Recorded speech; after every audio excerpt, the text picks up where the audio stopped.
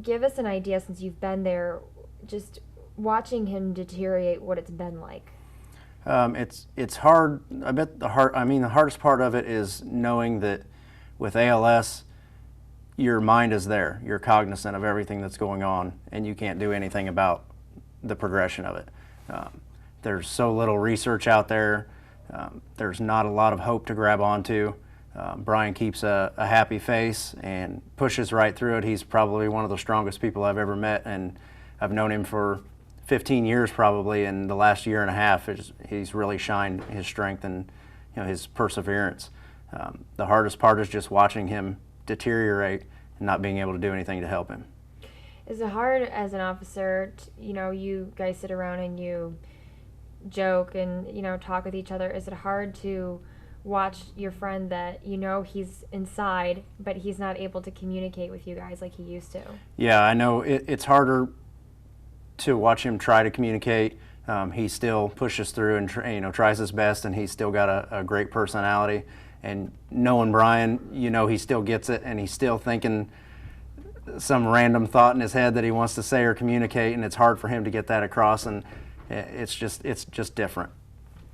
What kind of officer was Brian? I mean, a lot of people talk about Brian with ALS now, but a lot of people don't know Brian before ALS. Brian was a great officer. He worked with the K-9 team for many years. That's where I really got to know him when I came on the police department. He and I worked together, with the exception of a couple years, every day together, which is why we became close friends. He was just a hard worker. Anytime somebody, especially younger officers, needed a go-to guy to go, ask a question, how do I do this, what should I do, give me your opinion kind of thing, he was always there to offer that and step up to be an example for younger officers. I've heard that Brian is quite the drug cop, that he's able to find what you guys are looking for. Yeah, when he first came to the drug task force, we had seen very little of the heroin problem in town, and every little tip that came in about possible heroin, we always gave him a hard time because, oh, there's no heroin here, we're still a meth problem. And sure enough, he was the first one to come across a heroin case. He wouldn't let it go. He kept pushing and kept pushing until he could prove that it had made it here. Do you think that, being the type of officer that he is, that he doesn't give up and he keeps pushing on what his job is, that you see that in him dealing with this with ALS? Yeah, he's always been the kind of guy that if he didn't know something, he would take it upon himself to learn it. He would teach himself or seek out the people that knew, had an expertise in that area, and teach himself so that he could do his job better. Danielle said it's really hard for some of the guys to not go see him. They want to, but it's just hard for them to see him, like the state he's in. Why do you think that is for some of the officers? I think a lot of times in this business, guys seem to think that they're invincible, and it's hard to accept that you're not. And when somebody gets a debilitating disease like this, you don't a lot of times want to see them in that state. You want to remember them, going 100 miles an hour, top of their game kind of thing. And I think that makes it hard for guys to stomach the non-invincibility of the whole thing. One of the things we're showing people is just the struggle of, daily activities now for Brian. Literally getting out of bed is just a task in itself these days. You've been over there. Kind of give people an idea of what it's like to watch somebody with ALS just go through daily activities, what Brian's dealing with. It's hard. He still knows everything that's going on. He's still got his sense of humor. He's still got his personality. And it's hard because, knowing Brian, it's harder for him to watch other people have to take care of him than it is for him to just get up and do something for himself. It's very involved. He's not capable of doing a lot anymore. And Danielle and her family and guys from the police department, anything they need, they're down there working on the deck or trying to make things better, trying to make things easier for him and Danielle and help out any way they can. And I know his pride probably suffers a little bit because he was always the guy that was there to step up too. Anytime somebody needed something, he was there to help. Watching Brian go from the point he found out he had ALS till now, give an idea for people. If you've ever gone over there and one day you notice, hey, yesterday Brian could talk to me, today he can no longer talk to me. Did you ever see, like a timeline that you could just tell there was a change? Yeah, it was pretty quick. I know Brian started noticing symptoms with a little bit of back pain and some motor skill troubles. and then trying to rule out what it could be, what it couldn't be. Within a matter of months, you could just see how it was progressing so quickly.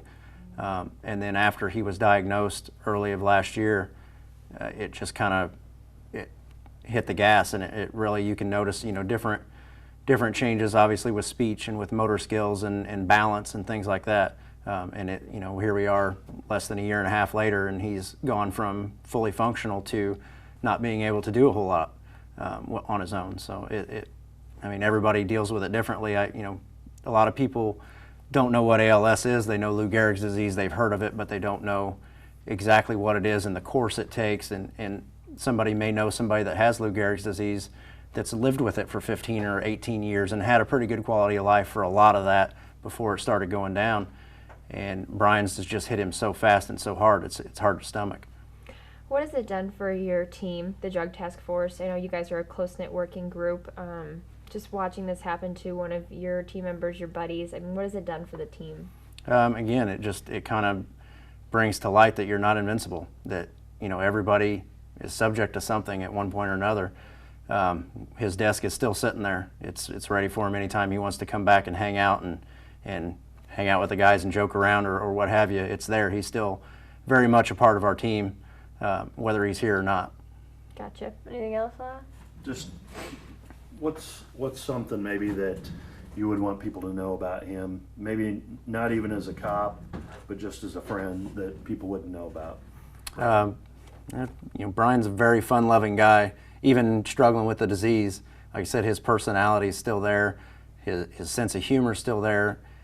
He doesn't like to show when he's hurting or when something's wrong, and I think he will never change. I think he's always had that upbeat spirit, always sees the best in people, sometimes at his detriment, but he was always that guy that would be there anytime somebody called, whether it be at work or whether it be, hey, I need help at my house working on something. He was always there, and I know it beats him up inside that he can't do that anymore.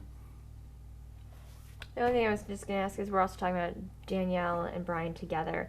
I think anyone can tell you it's amazing, the team, the dynamic they have, the love that they have for each other, and the fact that through this horrible time, they both are just doing a great job at just living life and being happy right now as much as they can.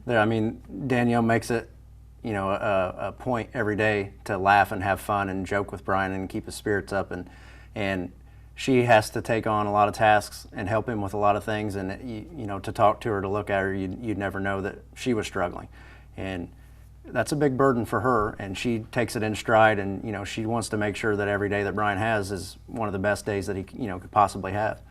So she's really a strong person to have to still live her life and still take care of Brian, but make sure that he's still happy and that he's not just, I hate to say it, but not just sitting there. She wants to make sure that he enjoys every minute that he can, and to interact with the two of them, they're just so goofy together that when she gets him laughing, it's just, he can't stop himself from laughing, and it's no different than before he was diagnosed. And it's awesome to watch them still interact and how strong together they are.